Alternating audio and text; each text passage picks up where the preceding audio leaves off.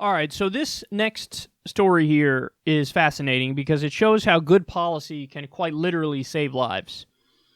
Raising the minimum wage could prevent suicides for low-income Americans, particularly among women, according to a new working paper from well-respected economists and public health specialists at the University of California at Berkeley.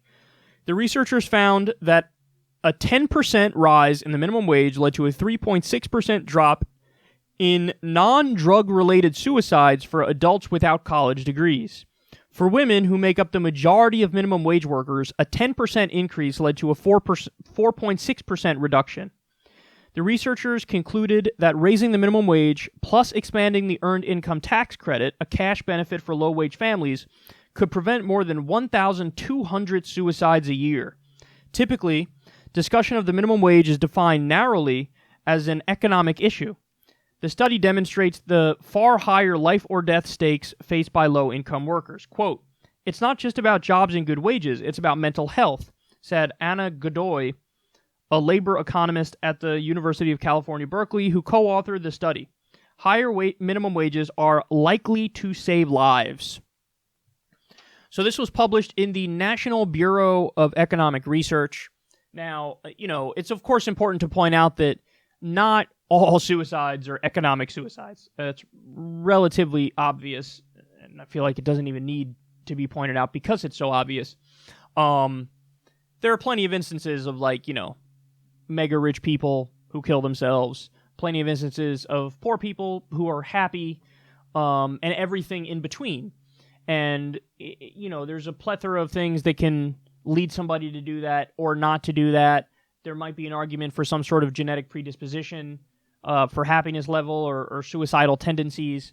I'm not sure that all this stuff is as hard of a science as we would all like it to be, because it would be glorious if we all had the answers on this stuff and we all could know with relative certainty what the factors are and what to look out for and all that. But either way, this is fascinating research that, at least to an extent, at least to a degree,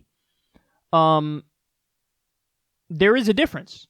Now, I also, as much as I find it not surprising that not all suicides are economic suicides, I also find it not at all surprising that there is a decrease when you have better wages.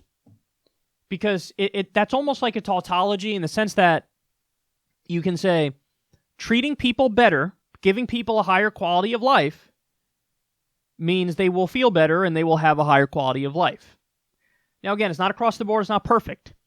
But that does, in some ways, appear to be a tautology where, yeah, people are generally going to feel a lot less stressed, a lot better, and will be less suicidal if they have basic needs met, and if they have a living wage, and if they have, there should be some sort of a study next on healthcare, because I'm sure that there's suicides related on that front too. I mean, I was just talking about in a different story we did, I saw on Twitter very scary stuff about that people were asked, what's the moment that our healthcare system radicalized you? And there were multiple examples of, my dad killed himself because he had a chronic illness and it was bankrupting the family, and he wanted to save the family and not tank our future, so he killed himself so we wouldn't have to keep spending money on his medical bills.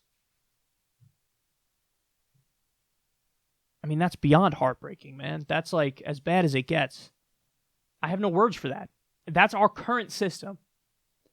So economic hardship, yes, it leads to, people are much more likely to commit suicide in those instances.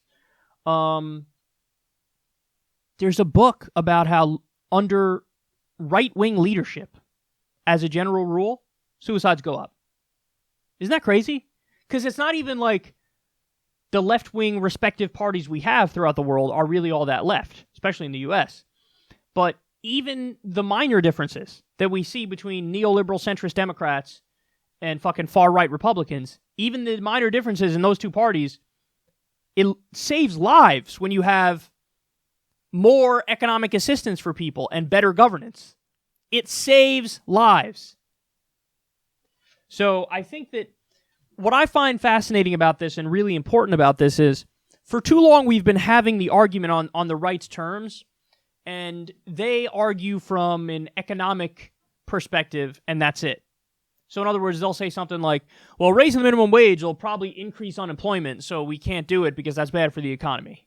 That's an argument they would make. Now, the truth of the matter is, even on their terms, we can beat them, because that's actually not true. They've studied this multiple times, and as long as you're raising the minimum wage in a reasonable way, where it's gradual over time, and then eventually you hit your point, there's no impact on unemployment. And in fact, in some instances, it went the other way. There was more employment.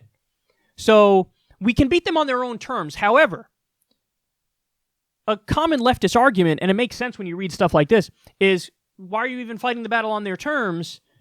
You could literally have a moral argument and fight on your battlefield, because on your battlefield, they just can't win this argument. So when you come out and say, hey, a new study published in the National Bureau of Economic Research found that raising the minimum wage would prevent 1,200 suicides a year, why do you guys want 1,200 more Americans to kill themselves as a result of economic hardship?